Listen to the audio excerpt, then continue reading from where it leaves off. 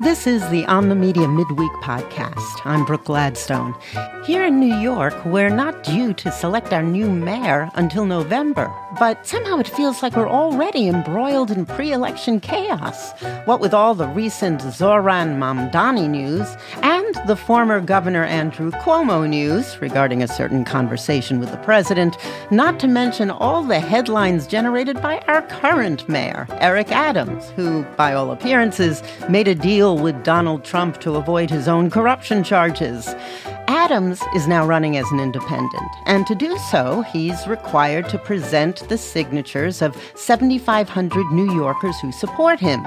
He actually handed in around 50,000 signatures, so he more than made the cutoff. But when our colleagues in the WNYC newsroom began to look into those signatures, they stumbled onto a scandal. For the pod this week, we're airing an episode of a daily podcast produced in our own newsroom called WNYC Now. The episode, hosted by Christopher Worth, begins with WNYC reporter David Brand as he goes door to door in the Bronx talking to voters about ballot petitions. Hi. Hi. Sorry to bother you. My name is David Brand. I'm a reporter from a public radio station called WNYC.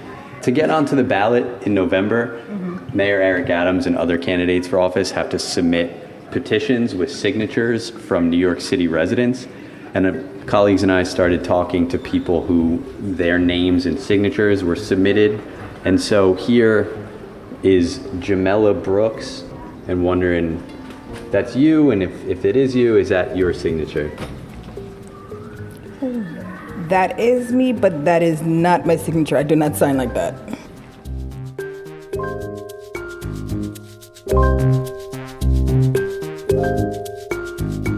A WNYC investigation has found dozens of people who say their signatures were forged on petitions that the Adams campaign submitted to the city's Board of Elections. The mayor, as you probably know, skipped the Democratic primary this year. And in order to get on the ballot as an independent candidate, he needed to collect at least 7,500 signatures. He submitted 50,000. But our findings show that some of those were fraudulently obtained. In some cases, the mayor's re-election campaign even submitted signatures from dead people.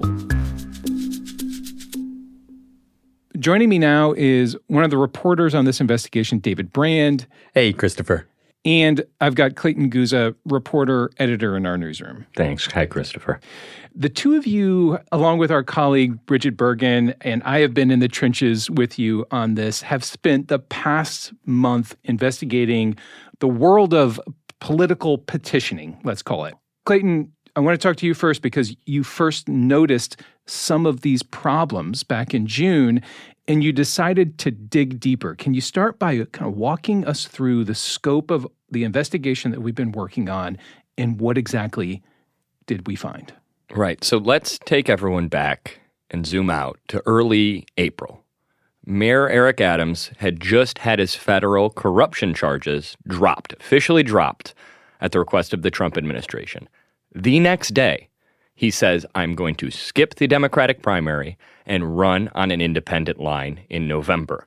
By his telling, the indictment that came under the Biden administration and later dismissal by Trump had hurt his chances to win the Democratic primary.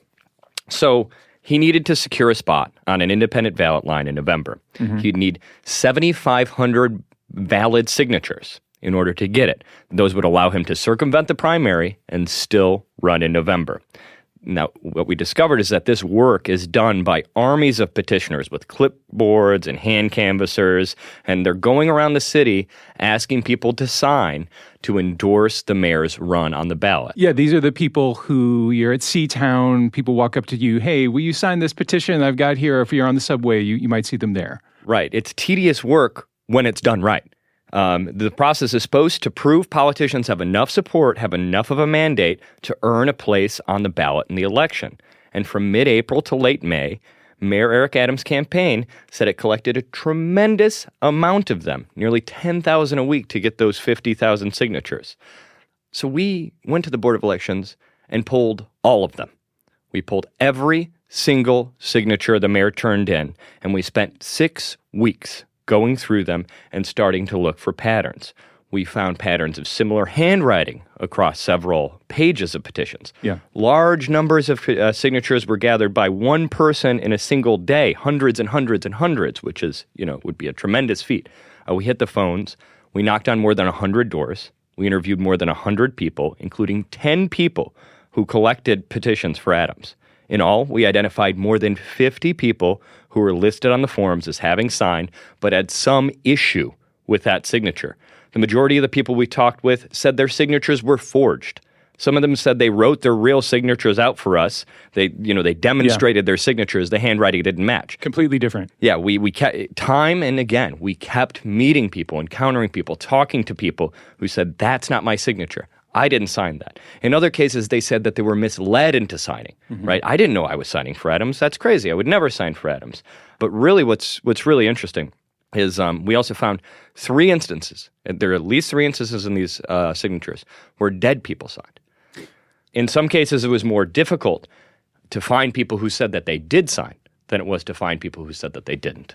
I sit across the newsroom from you, and I remember sitting at my desk, and you stood up and you said, I found dead people. I said, we got a on dead these one. petitions. We got a dead one. We found dead people, and that's when we really realized we had something serious on our hands. That's right. And I want to get a sense of how widespread this kind of thing might be that you're finding. You said that you found 50 some odd signatures.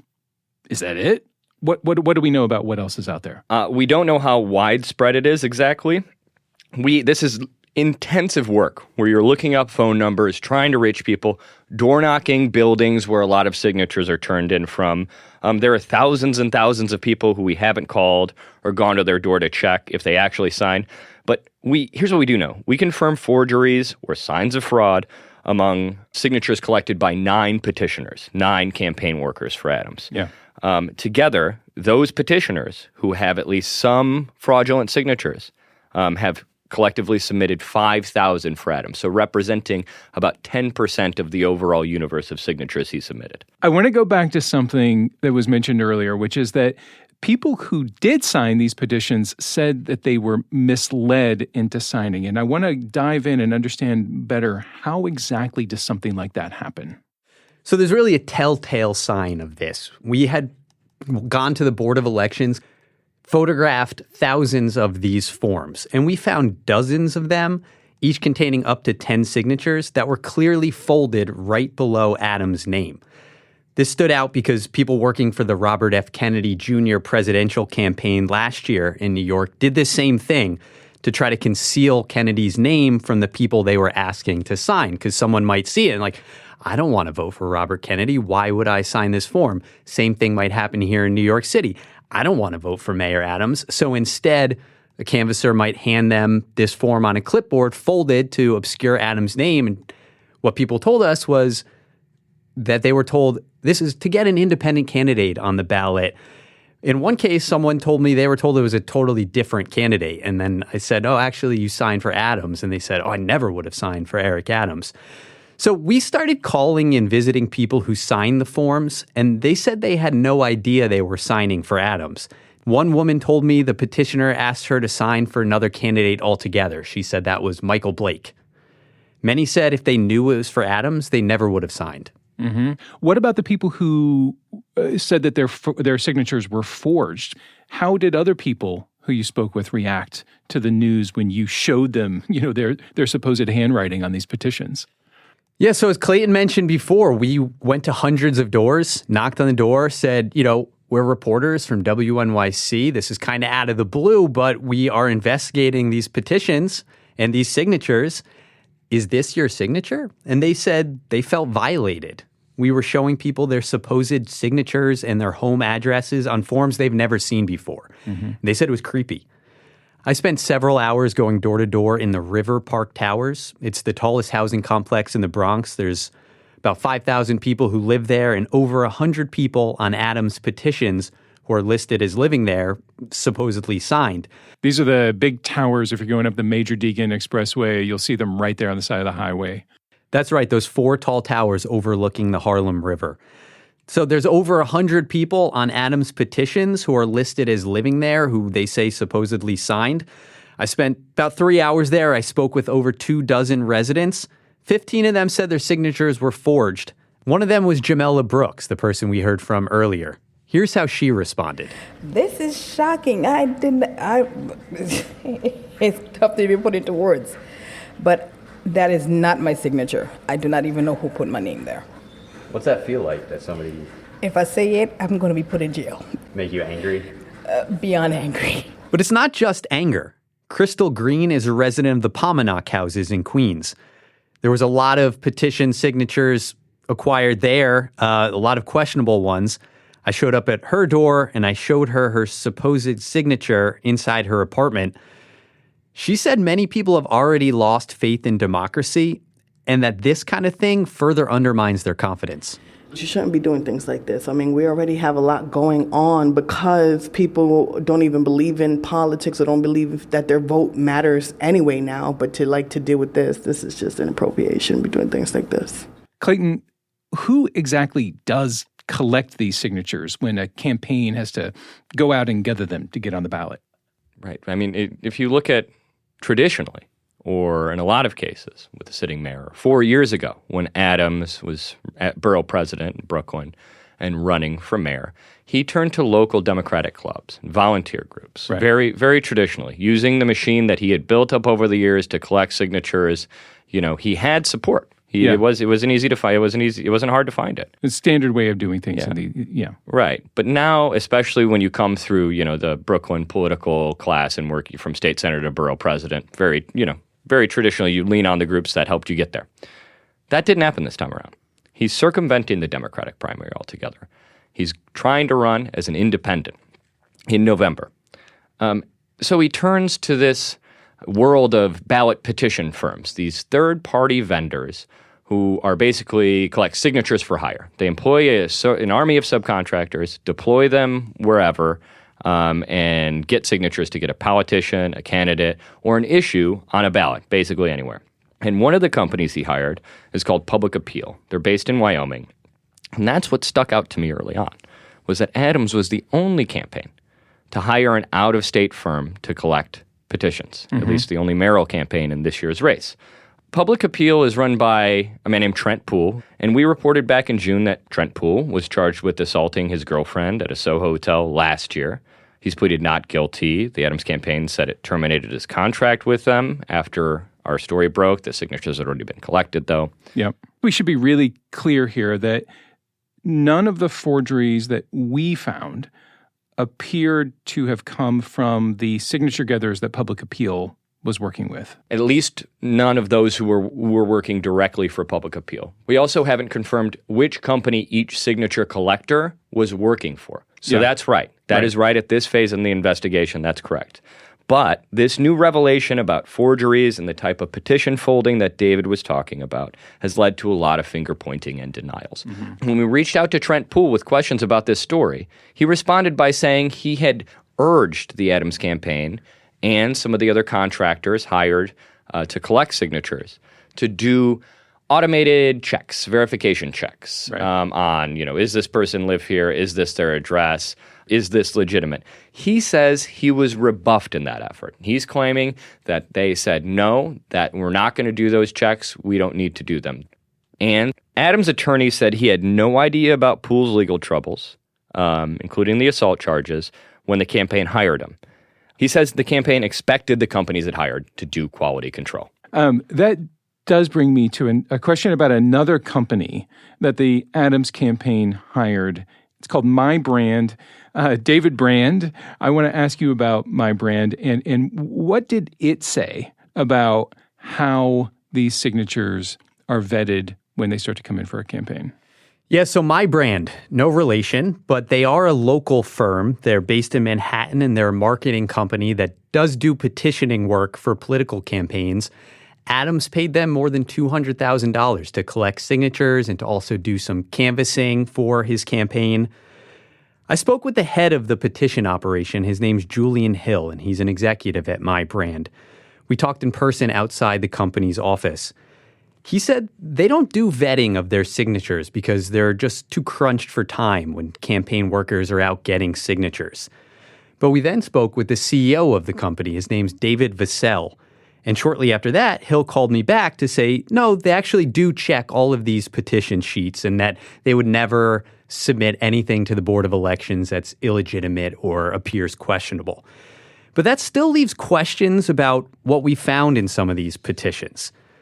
Hill and Vassell said the company did work with a signature gatherer named Franklin Sendra. He came on our radar because we were looking through the forms he submitted, had some questions. So we visited a building in Morningside Heights where Sendra said he collected more than 50 signatures. But almost everyone we talked to said those signatures were forged.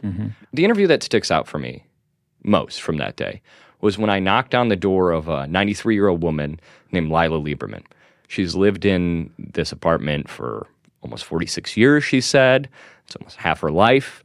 So there's a signature on this petition form from this apartment for an Adam Lieberman. She says, not only does Adam Lieberman not live here, Adam Lieberman has been dead for years. We confirm that he's been dead since 1997. One interesting thing about Adam Lieberman, though, is that he remains a registered voter in New York City. We check the rolls.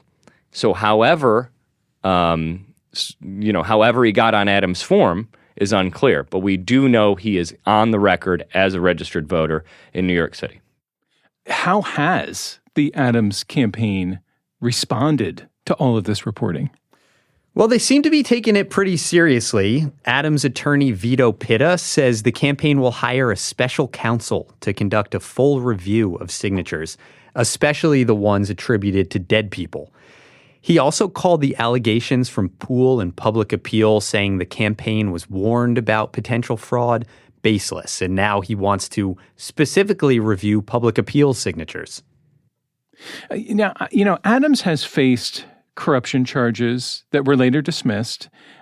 His campaign has been entangled with problems around, illegal donations.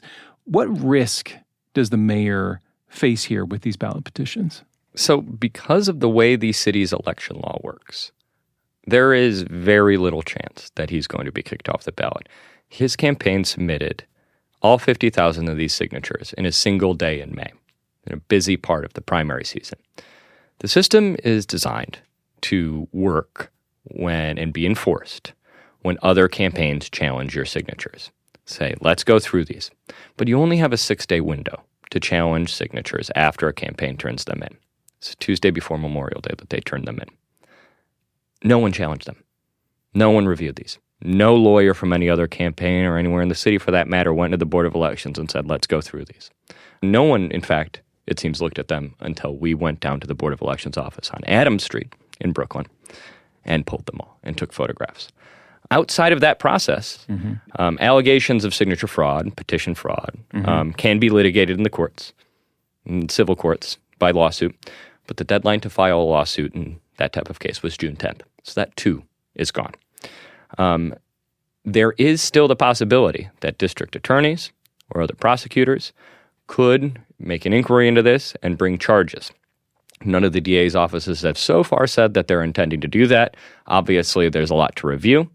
But more broadly, I think here, a lot of these signatures came from buildings and areas that Adams calls his base.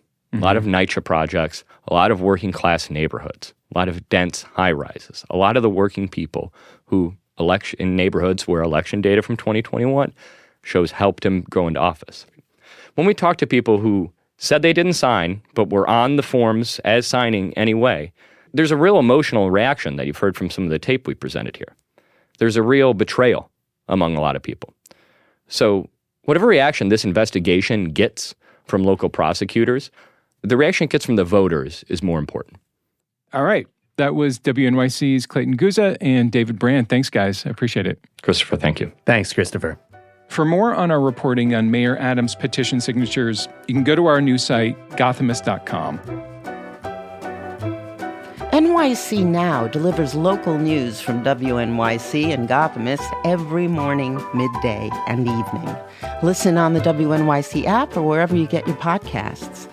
On the Media this week, we'll be discussing the silencing of Trump critics and Jubilee, a YouTube channel with 10 million subscribers that say it seeks to promote deeper understanding, but just kind of looks and sounds like reality TV. See you Friday. I'm Brooke Gladstone.